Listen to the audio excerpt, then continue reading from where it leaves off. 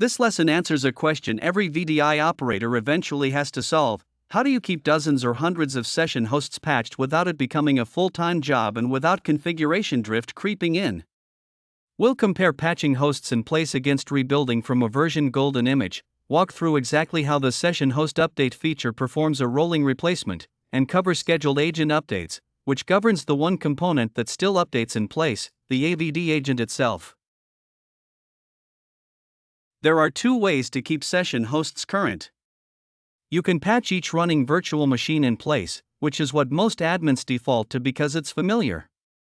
Or you can treat the image as the source of truth and periodically replace hosts wholesale from an updated version of it.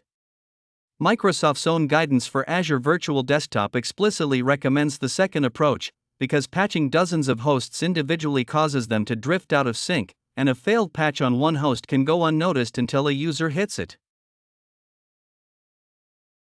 Your golden image build becomes an image definition in Azure Compute Gallery, and every rebuild produces a new, immutable, numbered image version that you replicate to the regions your session hosts live in. A reasonable cadence is monthly, aligned with Patch Tuesday, with out-of-band rebuilds when something security-critical ships. Always validate a new version on a small pilot host pool before you push it to production. Never recapture a live production golden image without going through that staged flow first.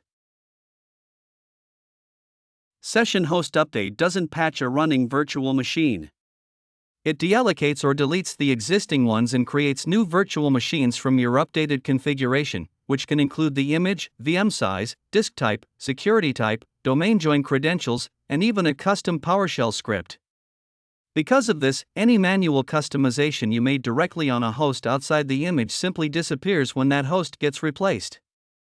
If it matters, it needs to live in the image itself or be applied through Intune or group policy. You configure a batch size, which is the maximum number of session hosts allowed to be unavailable at the same time. But the update never jumps straight into batches. It always targets a single initial host first, to prove the end-to-end process actually works before touching the rest of the pool. That's a deliberate blast radius control. If your new image configuration is broken, you find out with one host offline, not your entire pool. When a host is targeted, connected users get a notification, then after a wait period the host goes into drain mode and is removed from the pool. If it's domain joined, the computer account isn't deleted, it's temporarily orphaned. The replacement virtual machine gets a new Azure resource name with a timestamp, but its operating system hostname stays identical, so it inherits that orphan computer object and existing group policy targeting keeps working. Only once the new host has joined and is accepting connections does the original virtual machine actually get deleted. A handful of documented gotchas catch teams the first time. Autoscale must be disabled before you start an update, or the update can fail with a runtime error. The Azure Monitor agent is not automatically reinstalled on the replacement hosts, so if you rely on insights from Lesson 1, you need Azure policy enforcing AMA or you'll silently lose monitoring coverage host by host. And progress reporting moves in chunks tied to completed hosts, not smoothly, so don't assume a stall when nothing seems to change for a while. Separate from Session Host Update, the AVD agent, its side-by-side stack, and the Geneva Monitoring agent update in place on a running host, and scheduled agent updates is what controls when that happens. It's disabled by default, meaning the agent can update at any time through Microsoft's flighting service. Enabling it gives you up to 2 2-hour maintenance windows. Within a window, the broker retries a failed update up to 4 times before forcing it through, and any critical security update bypasses the schedule completely. None of this replaces conventional Windows Update for the operating system and Microsoft 365 apps on your session hosts or Windows 365 cloud PCs.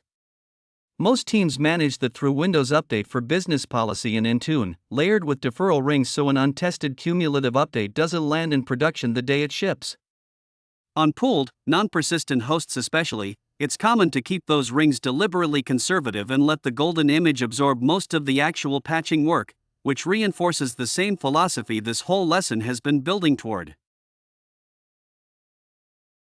Putting it together, build a monthly image cadence with a pilot ring that validates every new version. Run session host update with a sensible batch size, and always trust the initial host to prove the process before it fans out. Disable autoscale for the duration of the update and confirm monitoring agents reinstalled afterward. Turn on scheduled agent updates with 2 off-hours maintenance windows so agent updates never surprise a live shift. And keep operating system level Windows Update policy conservative on running hosts, because the image, not the host, is where you actually manage change.